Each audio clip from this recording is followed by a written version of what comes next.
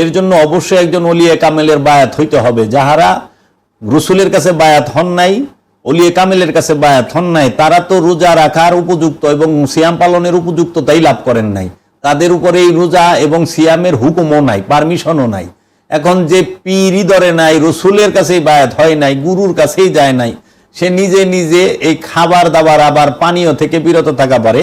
যেরকম পানি খায় না, জুস খায় না, বিড়ি সিগারেট পান খায় না, ভাত খায় না, মাছ খায় না, তরি তরকারি ফল ফলাদি কিছুই খায় না, কিন্তু ওই লোকটা সর্বক্ষণ ঘুষ খায়, সুদ খায়, আত্মীয় স্বজনের হক মাইরা খায়, ভাই বোনের হক মাইরা খায়, এতিমের হক মাইরা খায়, ফ্যাসাদ সৃষ্টি করে, জুলুম করে, ওজনে কম দেয়, আবার ভেজাল মাল বিক্রি করে, চুরির মাল বিক্রি করে, আবার মানুষ হত্যা করে, আবার দেখা গেছে যে মানুষকে মারধর করে অত্যাচার জুলুম করে, আবার তারা দেখা গেছে যে সব সময় ব্যবসার নামে জুলুম করে এবং মজুদ করে সম্পদ, মাল জমা করে গুনিয়া বাঁচিয়া রাখে।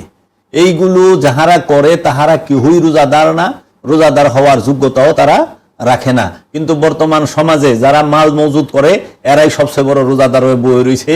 যারা অন্যের হক মেরা খায়, এতিমের হক মেরা খায়, ওজনে কম দেয়, যারা চুরি চামারি এবং ছিনতাই রাহাজানির মধ্যে আছে, যারা চাঁদার টাকা দিয়া ইফতার করে, তাহারাই এখন বড় রোজদার। এর জন্য আমরা যেন এই সমস্ত অপকর্ম থেকে বিরত থাকি, কারণ এই সমস্ত এগুলো সব শয়তানের কর্ম। শয়তানের কর্ম কি? হিংসা করা, লোভ করা, শয়তানের কর্ম অহংকার করা, শয়তানের কর্ম গীবত করা, চুগলখুরি করা, শয়তানের কর্ম আপনাকে বিভিন্ন অপকর্মের ওয়াসওয়াসা দিবে। আপনি সুদ খাবেন, ঘুষ খাবেন, আপনি অন্যের হক মাইরা খাইবেন, ফ্যাসাদ সৃষ্টি করবেন, অন্যের জিনিস চুরি করে লয়ে যাবেন। এইগুলো শয়তানের কর্ম। এই শয়তানের কর্ম থেকে সম্পূর্ণ নিজেকে ছিন্ন করে রাখার অপর নামই সিয়াম। আমিটি কখন ভেজালে পরিণত হয়? যখন আমির সঙ্গে খান্নাস রূপী শয়তানটি বহাল তবিয়তে বাস করে, এক আমিকে দুই আমিতে পরিণত করে। এক আমির মাঝে দুই আমি থাকাটাকেই ভেজাল বলে। এই দুই আমির ভেজাল হইতে পরিত্রাণ পাবার জন্য মুক্তি লাভ করার আশায় যে আমিটি নকল আমিটিকে বর্জন করার প্রচেষ্টায় লিপ্ত, তাকেই রোজাদার বলা হয়। আরবিতে তাকে বলা হয় সাইম। ইহাই রোজার তথা সিয়ামের মূল উদ্দেশ্য এবং লক্ষ্য। নফসের ভেতর খান্নাস রূপী শয়তানটিকে তাড়িয়ে দেবার সাধনার নামটি হল সিয়াম। রোজা ও ইফতার নামক কিতাব 12 পৃষ্ঠায় পাবেন। রোজা কি বর্জন করতে শেখায়? রোজা তাগুত পরিত্যাগ করতে শেখায়। অনেকে আবার তাগুতের সঙ্গে জিপতে পরিত্যাগ করতে শেখায়। অনেকে আবার বলেন তাগুদের সঙ্গে জিপতে পরিত্যাগ করতে শেখায়। প্রশ্ন, তাগুদ আর জিপতে থাকার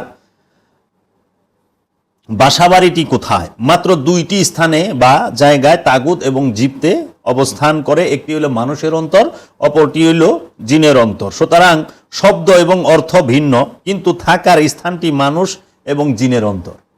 শব্দ এবং অর্থ ভিন্ন হইতে পারে, তাগুদ, কামনা, বাসনা, রিপু এগুলো ভিন্ন হইতে পারে, কিন্তু থাকার স্থান কইলে 2টা, জিনের অন্তর আর মানুষের অন্তর। অন্তর বিহনে এই জীব, তাগুদ, শয়তান, খান্নাস, মারদুদ, এই ইবলিশ এরা অন্য কোথাও থাকে না, এবং একে তাড়াবার জন্যই, এর থেকে বিচ্ছিন্ন হবার জন্যই সিয়াম। মহানবী সোজা বলে দিয়েছেন যে যারা রোজা থেকে মিথ্যা কথা বলে এবং মিথ্যার আশ্রয় নেয় তাদের রোজাগুলি নিতান্তই উপবাস ছাড়া আর কিছুই নয়। তাদের রোজাগুলো নিতান্তই উপবাস ছাড়া আর কিছুই নয়। উপদেশের ফলটি যখন শূন্য, তখন উপদেশ দেবার উৎসাহটি দুর্বল হয়ে যায়। ধর্মের বাণী প্রতিদিন রেডিও, টেলিভিশনে, মাইকে, ওয়াজে, মাহফিলে, নামাজের খুতবায়, পথে ঘাটে শোনানো হচ্ছে, কিন্তু লোভ, মোহের কালো অন্ধকার কালো অন্ধকারের সমস্ত বিষয়গুলোই ঢেকে যায়। সূর্যগ্রহণ আর চন্দ্রগ্রহণের মতো আস্তে আস্তে মহৎ বিষয়গুলো গিলে ফেলে। সাপ যেমন একটি আস্তা ইঁদুরকে গিলে খায়, কুমির যেমন আস্ত একটা মুরগি গিলে খায়, তেমনি লোভ মোহের সর্প আর কুমির মানুষের মহৎ গুণগুলোকে গিলে খায়। সব বিষয়ের একটা না একটা তলা থাকে, কিন্তু লোভের কোনো তলা নাই। এই লোভকেই বলা হয় হাবিয়া দুজক, যার কোনো তলাই নাই। লোভের তলা নাই, লোভের উপরে লোভ। লোভের যে কত শাখা প্রশাখা আছে, আল্লাহ রে আল্লাহ, এটা গুইনা বাইর করা সম্ভব না, কত প্রকার যে লোভ আছে। আত্মসত্তা হতে দেহ মনকে বিচ্ছিন্ন করিবার নামই সিয়াম। এই বিচ্ছিন্নতা অর্থাৎ দেহ মনের মৃত্যু প্রকৃতগতভাবে প্রত্যেক মানুষের মধ্যেই দেহস্থ হইয়া আছে। মৃত্যু দ্বারা যে কোনো সময় বিচ্ছিন্নতা সংগঠিত হইয়া যাইতে পারে। দেহ মন হতে এইরূপ বিচ্ছিন্নতার পূর্বে সায়েম বিচ্ছিন্নতা অর্জন করেন, রোজাদার বিচ্ছিন্নতা অর্জন করেন, মানে আমিত্বের মৃত্যু ঘটায়। হ্যাঁ, এর জন্য অনেকেই গুরু পীরের কাছে গেলে ঘর বাড়ি ছাইরা দেয়। তাই আমার মুর্শিদ কিবলা বলছেন, সংসার ছাড়লেই সাধু হয় না, অলি হয় না, আমিত্ব ছাড়তে পারলে অলি হয়। আমরা তো বর্তমানে অধিকাংশ মানুষকে দেখতে পাই যে আমিত্ব ছাড়তে পারে না, কিন্তু বাড়ি ঘর ছাইরা দিছে। হ্যাঁ, বলে আমি আল্লাহর রাস্তায়। আমিত্ব ছাড়েন, সংসার ছাইরা লাভ নাই, চাকরি ছাইরা লাভ নাই, আমিত্বকে ছাড়েন। আমিত্ব ছাড়লেই বৈরাগী হয়, সংসার ত্যাগ করলে বৈরাগী হয় না, আমিত্ব ত্যাগ করলেই বৈরাগী হয়। এখন মানুষ বলে যে মৃত্যুর পরে জান্নাত। আমাদের সমাজ ওয়াজ মাহফিলে বলে সেই মৃত্যু কোন মৃত্যু? এই দেহের মৃত্যু, দৈহিক মৃত্যু। দেহ আর প্রাণ যখন আলাদা হয়ে যায়, দেহ আর নব যখন আলাদা হয়ে যায়, সেই মৃত্যু বরণ করলে জান্নাত পাবেন? জীবনও না। তো পৃথিবীর সবাই জান্নাতে যাবো গা, ফেরাউনও জান্নাতে যাবো গা, নমরুদও জান্নাতে যাবো গা, আবু জাহেলও জান্নাতে যাবো গা। যদি দেহের মৃত্যুর পরে জান্নাত পাইতো, জান্নাতে যাবে যে আমিত্বের মৃত্যু ঘটাইতে পারছে সে। আমিত্বের মরণ হইলে সে জান্নাতে যায়। আমিত্বের মৃত্যু যার হইছে সে জান্নাতি। আমিত্বের মৃত্যু যে ঘটাইতে পারছে সে জান্নাতি। আমিকে আমিত্ব থেকে ছিন্ন করছে, আমিকে আমিত্ব থেকে সরাইছে। যে এই জিন্দা থাকতেই, জীবিত অবস্থায় নিজের অন্তর থেকে খান্নাসরূপী যে আমিত্ব, সেই আমিত্বটাকে সরাই দিব, মুসলমান করতে পারলেই সে জান্নাতি। এর জন্য জান্নাতে যাইতে হয় হায়াতে জিন্দিগিতে এই দেহ মধ্যে নফস এবং রূহ অবস্থান করা অবস্থায় যায়। এই দেহের মধ্যে অবস্থান করা অবস্থায় যে নফস পবিত্র হয়, মুতমাইন হয়, নফসে মুতমাইন্না অর্জন করে, তখন সে জান্নাতে যায়। এর জন্য দৈহিক মৃত্যুর পরে জান্নাত না, জান্নাত হচ্ছে আমিত্বের মরণের পরে। আপনারা আমিত্বের মরণের চেষ্টা করেন। দৈহিক মৃত্যুতে যদি জান্নাতি হয়, তাহলে দুনিয়ার সবাই জান্নাতে যাইবগা। বিচ্ছিন্নতা, মরার আগে মরিয়া যাও। আল্লাহ রাব্বুল আলামিন বলেছেন তোমরা মুসলমান না হয়ে মারা যায় না। ইব্রাহিম খলিলুল্লাহ বলেছেন তোমরা মরার আগে মরে যাও। এখন সিয়াম সম্পর্কে আমি যার কিতাব থেকে পাঠ করব বলবো, তিনি হচ্ছেন এই অখণ্ড ভারতের সুলতানুল হিন্দ হাজা হাবিবুল্লাহ মাতাফি হুব্বুল্লাহ শাহিন শাহ অলি আফতাবে অলি সুলতানুল হিন্দ খাজা মাঈনুদ্দিন চিশতি আজমিরি আলাইহিস সালাতু ওয়াস সালামের মহাপবিত্র একটি কিতাব থেকে রোজা বিষয়ে খাজা বাবা কি বলেছেন তাহার কিছু আলোচনা। মহানবী বলেছেন, হে ওমর, হাকিকি অর্থটি, রোজার সিয়ামের হাকিকি অর্থটি হচ্ছে মানুষ তার অন্তর বা দিল হইতে সর্বপ্রকার দিন ও দুনিয়ার আশা আকাঙ্ক্ষা পরিত্যাগ তথা দূরীভূত করবে। কারণ দিনের খাহেশ যেমন বেহেশতের আরাম আয়েশ, সুখ শান্তি ও হুরদের আকাঙ্ক্ষা, দিনের এই সব খায়েশ আবেদ ও মানুষের মধ্যে পর্দার অন্তরাল তৈরি করে। মানে আল্লাহ এবং বান্দার মধ্যে পর্দার অন্তরাল তৈরি করে। দিনেরও খায়েশ আছে, একটা হলো দিনের খায়েশ, একটা হলো দুনিয়ার খায়েশ। দিনের খায়েশ কি? দিনের খায়েশ হচ্ছে বেহেশতের আরাম আয়েশ, সুখ শান্তি ও হুরদের আকাঙ্ক্ষা। এটা হইল দিনের খায়েশ। খাজা বাবা বলেছেন এই দিনের খায়েশ যদি থাকে তাও আল্লাহ এবং বান্দার মধ্যে অন্তরাল তৈরি করে। এই রকম চাওয়া পাওয়া দিলের মধ্যে থাকলে বান্দা কখনো তার মাবুদের হাকিকতের নৈকট্য লাভ করতে পারবে না। এইরকম চাওয়া পাওয়া যদি কোনো রোজাদারের দিলের মধ্যে থাকে, বান্দার দিলের মধ্যে থাকে, আমানুর দিলের মধ্যে থাকে, তাহলে তারা কখনোই তাদের মাবুদের হাকিকি নৈকট্য লাভ করতে পারবে না। অপরদিকে দুনিয়ার খাহেশ তথা চাওয়া পাওয়া মোহনীয় আকাঙ্ক্ষাটি হলো ধন দৌলত, শান শৌকত, ক্ষমতার অহংকার, নফসের অনেক রকম খাহেশ, দুনিয়ার অর্জনের নেশায় মত্ত থাকা ইত্যাদি জাগতিক বিষয়গুলোর আকাঙ্ক্ষা মানুষকে আল্লাহ হইতে দূরে সরিয়ে দেয় এবং এই সব বিষয়ের আকাঙ্ক্ষায় ডুবে থাকাটাই হলো শিরকে ডুবে থাকা, শিরকের মধ্যে ডুবে থাকা। তাই সিয়াম পালন করতে গেলে দুনিয়াবি খাহেশ এবং দিনই খাহেশ, সব কিছুই আপনাকে পরিহার করতে হবে। আল্লাহকে ছেড়ে এই সব বিষয়ের প্রতি খেয়াল ও ফিকির করা এবং আবার কিয়ামতের ভয়ে বেহেশতের আশা করা এবং আখেরাত বিষয়টি ফিকির করা, এই সবগুলো বিষয়ই রোজার হাকিকি তথা আসল রোজা নষ্ট তথা বরবাদ করে দেয়। আল্লাহকে ছেড়ে এইসব বিষয়ের প্রতি খেয়াল ও ফিকির করা এবং আবার কিয়ামতের ভয় বেহেশতের আশা করা এবং আখেরাত বিষয়টি ফিকির করা মানে চিন্তা করা, এই সবগুলো বিষয় রোজার হাকিকি তথা আসল রোজা নষ্ট তথা বরবাদ করে দেয়। আসল রোজা সঠিক হবে কখন? হাকিকি রোজা তখনই সঠিক হবে যখন বান্দা আল্লাহ ছাড়া অন্য সবগুলো বিষয় দিল থেকে তথা অন্তর থেকে নিশ্চিহ্ন করে দিতে পারে। রোজার হাকিকি মানেটি হচ্ছে, খাজা বাবা বলতেছেন যে বান্দা আল্লাহ ছাড়া অন্য সমস্ত বিষয় সবগুলো বিষয় দিল থেকে অন্তর থেকে কলব থেকে মন থেকে নিশ্চিহ্ন করে দিতে পারে। এমনকি গায়রুল্লাহর বিষয় মোহ এলেম পর্যন্ত থাকে না এবং সব রকম উমিদ মানে আশা ও ভয় ভীতির দিল হইতে তথা অন্তর হইতে দূর করে দিতে পারে। মেজাজি রোজা কি? এই মেজাজি রোজা দ্বারা কি লাভ হয়? আল্লাহ রসুল মহানবী বলতেছেন, হে ওমর, সাধারণ মানুষ যে রোজা রাখে তা হাকিকি তথা আসল রোজা নয়, কারণ ইহাতে শুধু পান ও আহার এবং জেমাহ থেকে পরহেজ থাকে। সাধারণ মানুষের রোজাটিকে মেজাজি রোজা বলে জানিও। এই মেজাজি রোজা দ্বারা আসরারে এলাহি তথা খোদার রহস্যের জ্ঞান হাসিল হয় না। মেজাজি রোজা দ্বারা আসরারে এলাহি তথা খোদার হাকিকি রহস্য অর্জন হয় না। মেজাজি রোজাটি কেবলমাত্র জাহিরি সুরতে সীমাবদ্ধ। এই মেজাজি রোজার হাকিকত বিষয়টিতে কিছুই বুঝতে পারে না, বরং অন্ধকারে থেকে যায়।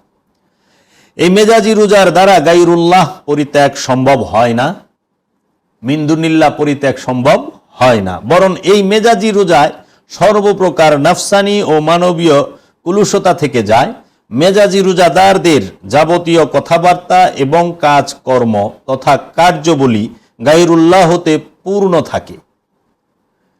এইরূপ জাহেরি ও মেজাজি রোজা দ্বারা এতটুকু লাভ হইতে পারে যে গরিব দুঃখী ও মিসকিনদের দুঃখ ব্যথা সম্মুখভাবে উপলব্ধি করা যায় এবং তাতে তাদের প্রতি সাহায্যের হাত বাড়িয়ে তাদের অভাব কিছুটা লাঘব করা যায়। দেওয়ানে মঈনুদ্দিন, পৃষ্ঠা নাম্বার 437। খাজা গরিবে নেওয়াজের লিখিত কিতাব দেওয়ানে মঈনুদ্দিন, পৃষ্ঠা নাম্বার 437। যারা দেহ মন হইতে আপন সত্তার ভিতরে খান্নাসরূপী শয়তানটিকে বিচ্ছিন্ন করে দিতে পেরেছেন তারাই কামিয়াব হয়েছেন। রোজা ও ইফতার, পৃষ্ঠা নাম্বার 23, বাবা জাহাঙ্গীরের লিখিত কিতাব। রোজা ও ইফতার 6 রিপুর মাধ্যমে যাহা মন মগজে বাসা বাঁধতে থাকে উহাই একটি একটি করে হিসাব করে বর্জন করে দেবার সাধনার নামটিই হলো সিয়াম। আপন নফসের সঙ্গে যে খান্নাসটিকে জড়িয়ে দেওয়া হয়েছে উহাই লোভ, মোহ, মাৎসর্য, কাম, ক্রোধ এবং অহংকার নামক আবর্জনা, যা মানুষকে সঠিক পথ হইতে বিচ্ছিন্ন করে দেয়। তাই এই ষড়রিপুর বন্ধনটিকে সম্পূর্ণরূপে উপড়িয়ে ফেলার জন্য সিয়াম একটি উপযুক্ত এবং সুন্দরতম মাধ্যম। হাকিকতে সিয়াম ও ইফতার কাকে বলে এবং কি? নিজের নফসের সঙ্গে যে খান্নাসরূপী শয়তানটিকে বর্জন করার নামটি হলো সিয়াম, আর বর্জনের প্রথম মুহূর্তটিকে বলা হয় ইফতার। হাকিকতে রোজার প্রথমে ইফতার অনুশীলন, তারপর রোজা, এবং এই রোজাটি সারা জীবনের রোজা। হাকিকি ইফতারের সময় কোনটি? যেই মাত্র সাধকের আপন নফসের উপরে 6 রিপুর লেলিহান জিব্বাগুলো চূর্ণ বিচূর্ণ হয়ে যায় এবং রোজাদারের সম্পূর্ণ নিয়ন্ত্রণে এসে যায়, তখনই সেই সাধকের জন্য সেই সময়টিকে বলা হয় ইফতারের সময়। তাই আমি নিজে আপনাদের সামনে একটু বলতে চাই যে ইফতার বিষয়ে, ইফতার শব্দটি, এই শব্দটি ফার্সি এবং আরবিতেও অনেকে বলে, কিন্তু ইফতারের আরবি আমি যতটুকু আরব রাষ্ট্রে থেকে দেখেছি এবং ফুতুর মানেই হচ্ছে ইফতার, ছিন্ন হওয়া টুকরো হওয়া, বিচ্ছিন্ন হওয়া, আলাদা হয়ে যাওয়া, এই ইফতার এটি সম্পর্কে আমাদের সমাজে যে ধারণা আছে এবং আল্লাহ রসুল সাল্লাল্লাহু আলাইহি সাল্লামের বাণী হাদিস আছেন ইফতার সম্পর্কে অতি সুন্দর। তো আমি সবসময় প্রশ্ন আমার মনের মধ্যে এটা থাকে যে ইফতার কি রোজা ভাঙার জন্য একটি খাবার নাকি আপন নফস হইতে খান্নাস ছিন্ন হওয়ার মুহূর্ত? আসলে ইফতার কোনটা? ইফতার কি উপবাস ভাঙার জন্য একটি খাবারের নাম ইফতার? আর সেই খাবারটা আমরা সচরাচর দেখি পানি, খেজুর, সুলা, ঘুমনি, আলুর চপ, বেগুনি, পেঁয়াজু, মুড়ি, বিভিন্ন প্রকার রুয়াবজার শরবত থাকে, অনেক কিছুই থাকে, মিষ্টি মন্ডা। তা আল্লাহ তো বলছেন যে যত তাড়াতাড়ি ইফতার করবে, আল্লাহ রসুল সাল্লাল্লাহু আলাইহি সাল্লাম বলেছেন যে আল্লাহর কাছে সেই বান্দাই সবচেয়ে বেশি প্রিয় যে যত তাড়াতাড়ি ইফতার করে। এবং আল্লাহ এই ইফতার যে করে তার প্রতি খুশি হন। তা এমন কি আমরা বুট মুড়ি খাইলে, এই ঘুমনি মুড়ি বানায় খাইলে আলুর সব পেঁয়াজু বেগুনি দিয়ে আল্লাহ এত খুশি? আবার এক এক দেশের মানুষ এক এক জিনিস খায়। যেরকম সৌদি আরবের মানুষ খায় ইফতারের মধ্যে খেপসা, তারপরে লেবন খায়, জুস খায়, খেজুর খায়, আপেল খায়, কমলা খায়, ফল ফলাদি খায় এবং ফাহাম, লাহাম, খবুজ এগুলো খায়। তা আমরাও খাই আইছি। আবার ওই দেশে এই যে ছোলা, মুড়ি, বুট এগুলো নাই ইফতারে। আরবিয়ানরা ইফতারের মধ্যে এই যে গুমনি, ছোলা, পেঁয়াজু বেগুনি, আলুর চপ, মুড়ি এগুলো খায় না। খায় হলো খেজুর, পানি, খেফসা, ফাহাম, লেহাম, লেবন, তারপরে পর্তুগাল, তারপরে আপনার এই যে আপেল, আঙ্গুর, ফল ফলাদি এগুলো খায়। আবার আস্তে আস্তে আপনি যখনই ভারতের দিকে আইবেন এরা তখন আবার পাকোড়া টাকোড়া দিয়া মুড়ি টুড়ি বানায়া খায়, আমরা যেরকম খাই। তো এই খেজুর খাইলে আল্লাহ এত খুশি। খেজুরকে আমরা সারা বছর খাই না? আমরা সারা বছর খেজুর খাই। সারা বছর খেজুর খাইলে আল্লাহ খুশি হয় না? রোজার মাসে খেজুর খাইলে আল্লাহ এত খুশি? আসলে ওই ইফতারটা হলো মেজাজি ইফতার। ইফতার সবসময় আপনাকে মনে রাখতে হবে, ইফতার বিষয়টি কখনোই বাহ্যিক বিষয় নয়। ইফতার বিষয়টি কখনো বস্তুগত বিষয় নয়। ইফতার বিষয়টি কখনোই খাবারের বিষয় নয়। ইফতারটি হচ্ছে ছিন্ন হওয়ার বিষয়, আধ্যাত্মিক বিষয়, অন্তর্গত বিষয়, প্রাণ জগৎ এবং মনোজগতের বিষয়। আপন প্রাণ হইতে যখন কামনাকে ছিন্ন করতে পারে ওই মুহূর্তটাই ইফতার। কামনা ছিন্ন হওয়ার মুহূর্তটাই ইফতার। খান্নাস নফস থেকে ছিন্ন হওয়ার মুহূর্তটাকে ইফতার বলা হয়। আপন নফস হইতে শয়তান রূপী খান্নাস যখন মুক্ত হয়, খান্নাসকে যখন তাড়িয়ে দেওয়া যায়, মুসলমান করে ফেলা যায়, ওই মুহূর্তটার নামই হচ্ছে ইফতার। তাই হাকিকি সিয়ামে, আসল সিয়ামে ইফতার আগে, সেহেরি পরে। ইফতার মানে হচ্ছে নফস খান্নাস রূপী শয়তান হতে ছিন্ন হওয়ার যে মুহূর্তটা দেখে, মুহূর্তটা লাভ করে, ওই মুহূর্তটাকে বলা হয় ইফতার।